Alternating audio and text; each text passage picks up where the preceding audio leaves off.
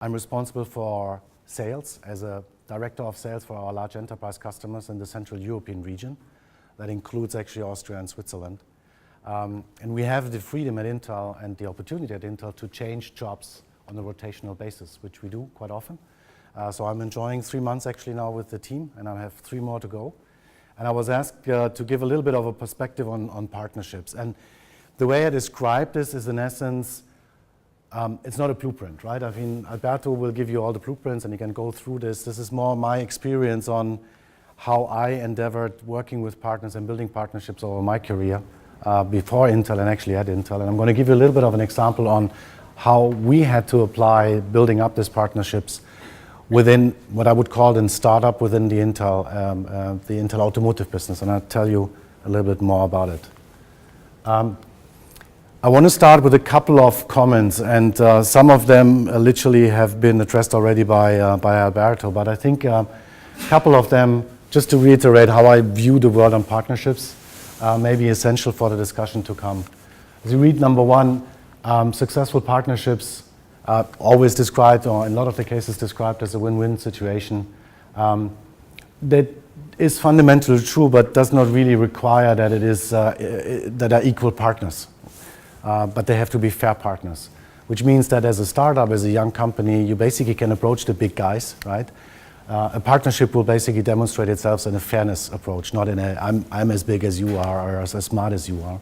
It has to be lived in a very fair kind of environment.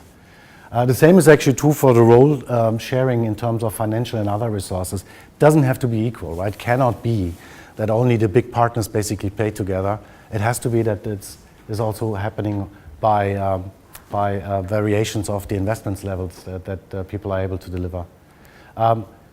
Alberto touched on this point, which I think is very, very important, or the last 2 points are very important. The values basically need to match. If you come to a business opportunity where money sounds nice and the opportunity on making the money sounds nice, but the values don't match, my recommendation is stay away from it, because you will fail. You will not deliver to what actually the other party is actually expecting from you, and that may be ending up in a situation that you don't want to have on the longer run. And then finally, and this is very clear for I think everything we do in our lives, is that goals need to be articulated very clearly. I mean, if you don't know at the end of the day what your partner stands for, and you haven't agreed on the goals that you want to meet, how do you want to measure your success, and how do you balance actually what you have been doing in the past? I want to give you a real-life example from Intel, and I'm not talking about the customer's name, but I want to give you the perspective on, well, here comes Mr. Intel sales director and tells me as a startup how I create my new business. He's the guy sitting in a big company and he's savvy and stuff like that. We came across an opportunity similar as you have demonstrated today with the variations of your entrepreneurship proposals. We came across an opportunity for Intel in a space that's called automotive. And automotive for Intel for a long period of time was literally the part in the middle, right? We are selling a lot of silicon through our partners into data centers and high-performance computing spaces, but we've never targeted actually the core asset of the automotive industry, meaning the car. But we had a problem statement, very simply, these things sell very nicely, right? But they're starting to get commodity, so the revenue stream flattens out at Intel. We're still enjoying a kind of a decent one, 50 plus billion a year. That's not bad. The margin is not bad either. But if you are a big company like we are, the market actually demands that you grow. So you have to demonstrate that you can grow as a company. And we spotted actually the opportunity in working within the automotive industry in particular to enhance our footprint with those people. Now, the biggest issue in there is we are the new kids on the block, right? When you start talking Intel, you start talking your classical heritage of IT and netbooks and notebooks and whatever have you. But once you start talking automotive, in particular, once you start talking electronic in the car and automotive, we are the new kid on the block, right? So you start at scratch actually talking to your customer base or to the potential customer base, which means you need to start working on partnership proposals. Now, the way we did this internally at the beginning was like, we needed to build a similar business case and a similar business story as you have demonstrated us to date, right? With numbers and growth rates and investments and risks to fail. And And very simply, and I think you've all shown and demonstrated this, is like there are basic stuff. You have to do research, you have to scout, you have to identify, you have to listen, you have to scan the ecosystem which is out there to make up your mind on where you can play in that kind of a game. Meaning, develop a value proposition that is actually based, and it should read multi, then not alti, on a multi-layer approach, and I'm going to share this one with you in a minute. And finally, you have to basically build a trust level. And very important is what we say is what we do. Make sure whatever you basically say on stage, and again, I was pretty impressed for a lot of the presentations that you guys showed today, that you deliver against it. Because the worst thing that's going to happen is you're going to tell the world you're going to deliver X, Y, Z, and you don't. Your trust is gone, you ruin your relationships, period. Off you go. Multi-layer touch points, and I'm going to spend a couple of minutes on this one. And again, this is a real-life example with a customer that logo was in the middle that I basically deliberately deleted just for the sake of not being distracted there. But if you start building your partnership and your value proposition with your partners, be assured you're going to see more than just the product that you're offering. Because at the point in time that you only offer the product that you offer, to those guys, you are one of many others, right? And I think, you're all seeing that a lot of the ideas that you had are basically, they're not unique. They're good, they have their strength, but they are not the unique ones, right? You're going to find 5, 6, 7, 10 others that are out in the market that basically compete for business. So as much and as broader as you actually get into identifying yourself with the landscape of your partner, meaning your customer in that sense, and you can play the picture that says, if I'm going to play in that space, how many of the touch points that are important to my customer actually am I able to cover? And it may be ambitious, right? Because some of them you may not be able to cover, but plant yourself play yourself as a devil's advocate to say, if I would be in their shoes and I come to them with my solution, what else would I be able to address with them? And you can do this actually, using potentially even Alberto's kind of blueprints. And it's very interesting because it broadens the opportunity you have. It's not only the product that you're offering or the service you're offering.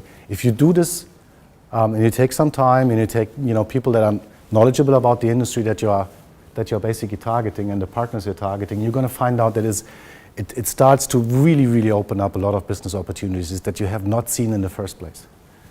Once you do this exercise, the next big thing is really to get thumbs up, similar to the thumbs up of your investment partners for your kind of ideas. And you need to do this on two fronts. You need internally the buy-in, which I explained to you is similar as what you have been doing. It's like get the money, get the resources, get the business plan signed off, get the executives aligned.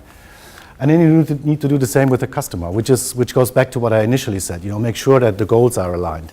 Because if you're going to tell your investors that this is the way that the market perceives their product and it doesn't work, it's not good. Same is true here, right? If you basically sell your internal story and it doesn't resonate with the customer and the customer base literally says, well, we talked about something totally different, you're not going to be successful. The next thing is, same picture, go and execute on the things that can be done in the first place, right? Don't get overwhelmed by this kind of huge map of opportunities. Go and execute against the first things you can do and then build on them, right? And you may even gonna go and say, and I haven't done the color coding for the rest of it, but you could say, I'd love to be in your factories, Mr. Customer, with my RFID solution, but I may not be able to deliver this to you, right? Make sure you address this and not leave any kind of red holes in the sense of saying, you had that on your list and you wanted to deliver and you didn't. Finally, and the summary, and this is just my very simple perspective of the world, building those effective partnerships literally starts with you. It's the way that you approach people, and I've literally been working around as many as others today. I mean, you are open-minded, which is the first step.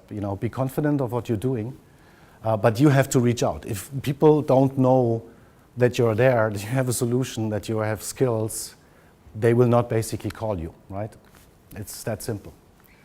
The next thing that you really need to do before you go and pitch it is understand the pain points of the partners that you're actually approaching and attracting, because then you can build the value proposition that I was talking about earlier on. Number 3 is also pretty simple. It's know your strengths, be confident on what you do, but also know your weaknesses. And don't hide them, right? And if you have a weakness there that you cannot address in a partnership engagement, spell it out. Just make very clear, I'm not able to deliver against this, but I will potentially find someone who can. This one is a very important one, and it sounds very obvious. Don't overcommit and underdeliver. I've seen a lot of companies doing exactly that. To do overcommit, I can deliver on time and on quality and on price and on product and on whatever the KPIs is at the end of the day, and you haven't met any of those goals. You're going to ruin your business, your reputation, you're out of the market as quickly as you have entered it. So that's very important. And don't get blended by there's a 10 billion, a 15, a 100 million opportunity. Make sure you work within your boundary conditions to get the credibility to build upon and then take it from there. And then finally, believe in what you're doing. And I've seen a lot of you guys, and ladies, I'm sorry for that, being very vocal today, which I really think is great. You believe in what you do, and with that, you're going to take it from there.